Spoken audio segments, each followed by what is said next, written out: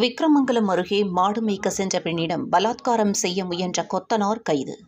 அரியலூர் மாவட்டம் விக்கிரமங்கலம் அருகே உள்ள கடம்பூர் தெற்கு தெருவைச் சேர்ந்த கொத்தனார் வேலை செய்து வரும் கொளஞ்சிநாதன். இவர் விக்கிரமங்கலம் அருகே உள்ள பகுதியைச் சேர்ந்த 27 வயது நிரம்பிய திருமணமான ஒரு பெண் அப்பகுதியில் உள்ள ஓடை பகுதியில் மாடுகளை மேய்ப்பதற்காக சென்றுள்ளார். அப்பொழுது அங்கு சென்ற கொளஞ்சிநாதன் ஆட்கள் யாரும் இல்லாததை அறிந்து அந்த பெண்ணிடம் பாலியல் பலாத்காரம் செய்வதற்கு முயற்சி செய்துள்ளார். இதனை அறிந்த அந்த பெண் சத்தம் போட்டு கூச்சல் இடவே அப்பகுதியில் இருந்தவர்கள் ஓடிச் சென்று கொளஞ்சிநாதனை சுற்றி வளைத்து பிடித்து விக்கிரமங்கலம் காவல் நிலையத்தில் ஒப்படைத்தனர்.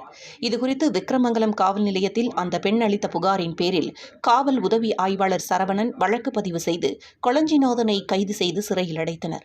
அரியலூர் மாவட்டத்தில் தனியாக மாடு மேய்த்துக் கொண்டிருந்த பெண்ணிடம் பலாத்காரம் செய்ய முயற்சித்த சம்பவம் அந்த பகுதியில் பெரும் பரபரப்பை ஏற்படுத்தியுள்ளது.